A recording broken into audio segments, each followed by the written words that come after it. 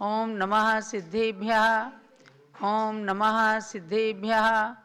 ओम नमः सिद्धेभ्यः। सरस्वती नमस्तुभ्यं वरदे कामरूपिणी विद्यारंभं करिष्यामि सिद्धिर्भवतु मे सदा। द्वादशांगमयी सरस्वती माता की कृपा प्रसाद से हम सब आज ग्रंथों से कुछ ग्रहण करके और तीनों लोकों की यात्रा कर सकते हैं।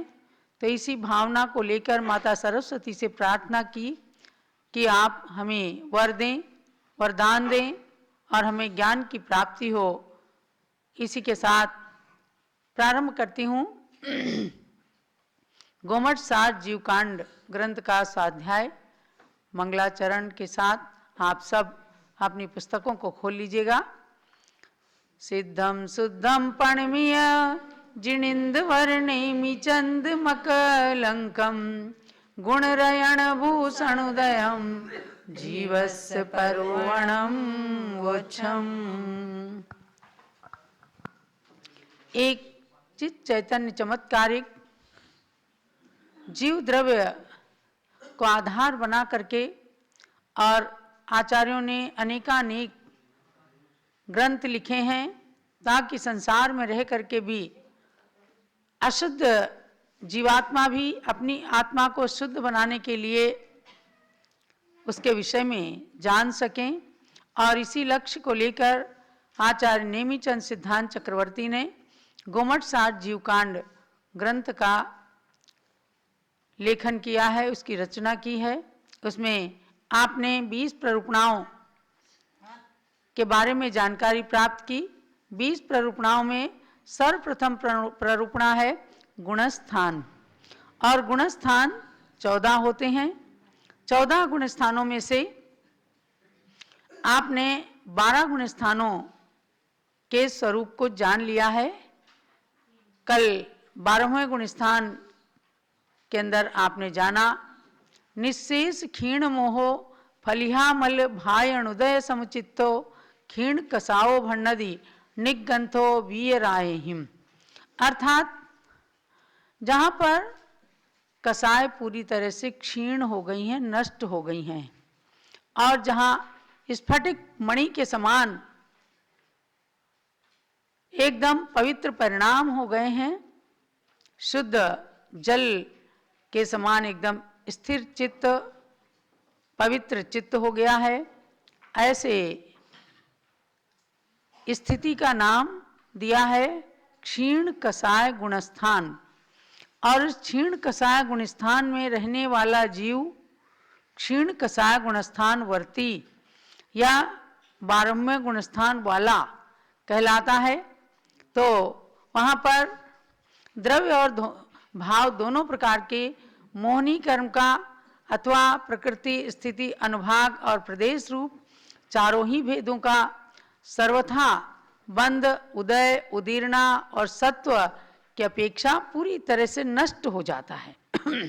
अगर जहाँ सत्ता में भी कर्म प्रकृतियाँ स्थित होती हैं तो वो भी कभी ना कभी उदय में आती हैं और उनका बंध होता है। लेकिन यहाँ पर 12वें गुणस्थान का नाम ही है क्षीण कसाय, यानी क्षीण कसाय बीतराग छद्मस्त अवस्था यहाँ प्रकट हो गई तो बंध उदय उदीर्णा और सत्व की अपेक्षा सारे कर्म यहाँ पर घातिया कर्मों का नाश हो जाता है।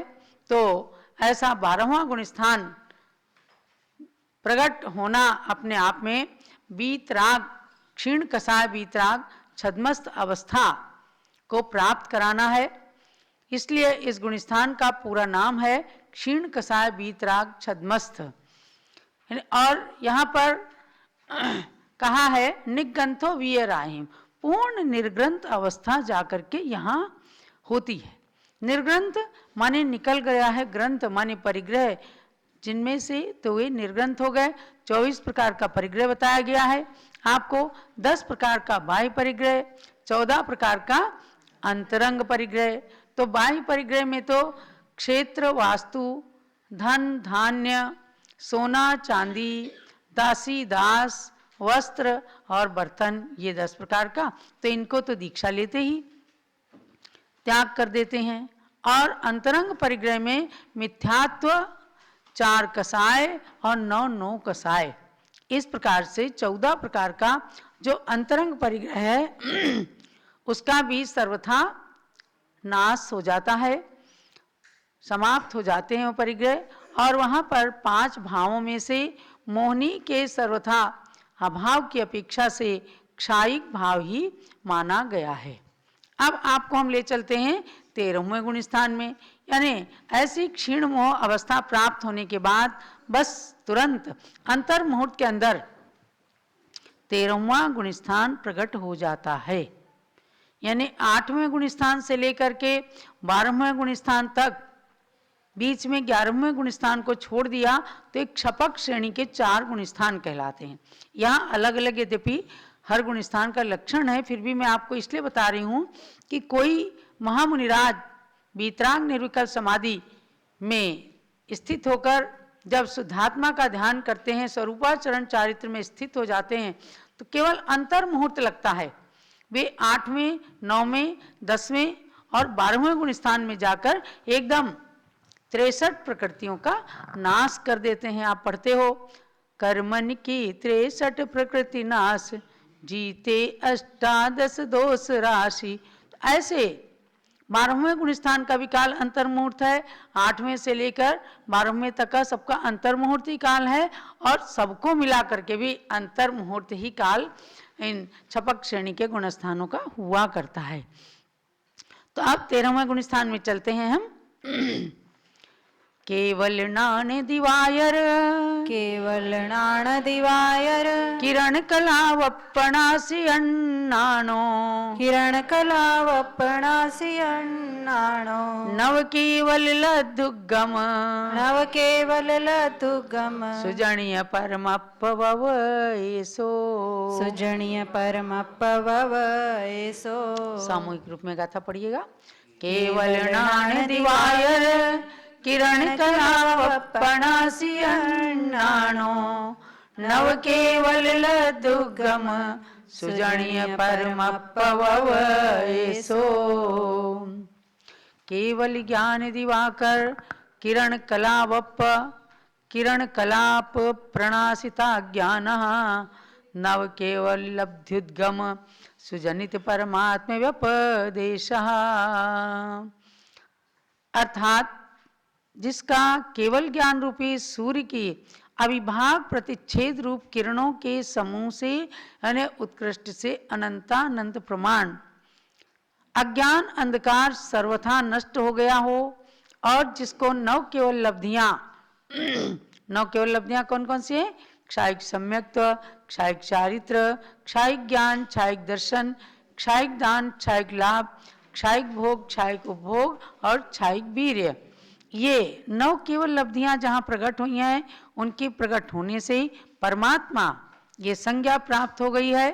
वह इंद्रिय आलोक आदि की अपेक्षा न रखने वाले ज्ञान दर्शन से युक्त होने के कारण, यानी यहाँ तो देखने में चक्षु इंद्रिय का सहारा लेना पड़ता है, जानने में टार्च, बिजली या दीपक का सहारा लेना पड़ता है। इन सब सहारों के बिना जहाँ अनंत ज्ञान, अनंत दर्शन प्रकट हो गया और केवली और योग से युक्त होने के कारण, सयोग तथा घाती कर्मों से रहित होने के कारण जिन कहा जाता है, ऐसा अनादि निधन आर्ष आगम में कहा है।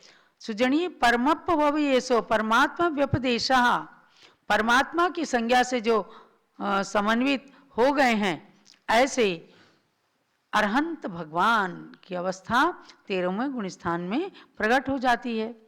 यानी चाहे वो तीर्थंकर भगवान हो, जब 4 घातिया कर्मों का नाश करते हैं तो अरहंत अवस्था प्रकट होती है, या सामान्य केवली भी बन जाते हैं तो उनके अरहंत अवस्था कहलाती है। सामान्य मुनि भी जब ध्यान करके और 4 घातिया कर्मों का नाश कर देते हैं तो उनके भी यही अरहंत अवस्था प्रकट होती है। चाहे वो जम्बू स्वामी केवली रहे, चाहे सुदर्शन महाराज केवली रहे, जो भी हैं, यानी मुनिराज जो 4 कर्मों का नाश करते हैं वे फिर 13वें गुण स्थान में पहुंच जाते हैं।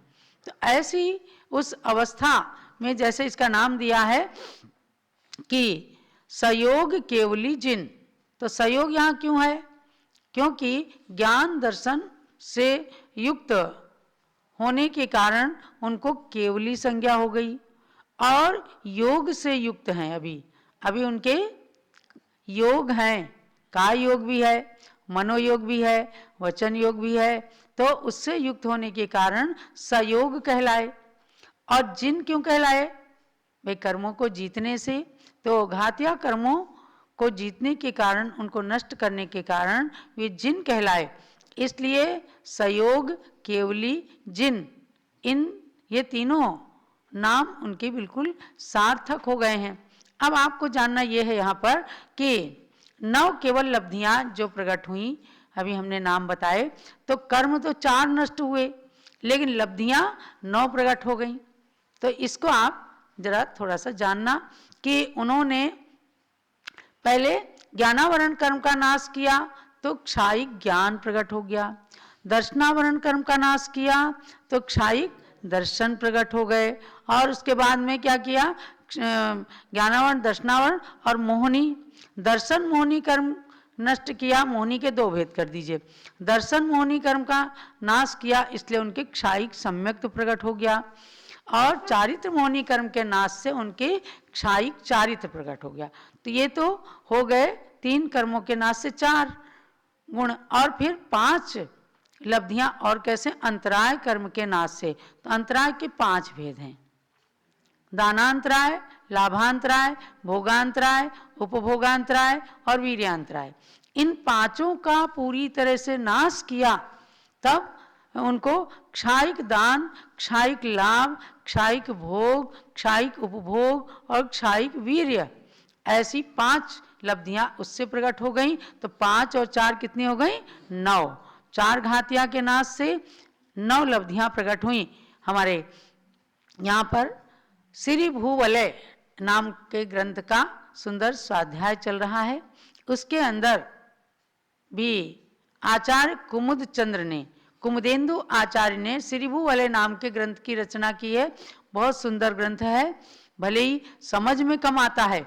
कन्नड़ में वह था, आचार्य रत्न देशभूषण महाराज ने उसको हिंदी में किया। जब स्वाध्याय करते करते 9 लब्धियों का प्रकरण आया, तो इस प्रकार से कि अरहंत भगवान ने सारे संसार के सुखों को छोड़ करके और अनंत सुख, अनंत वीर्य, अनंत शक्ति प्रकट करके और इन 9 लब्धियों के वे स्वामी बन गए।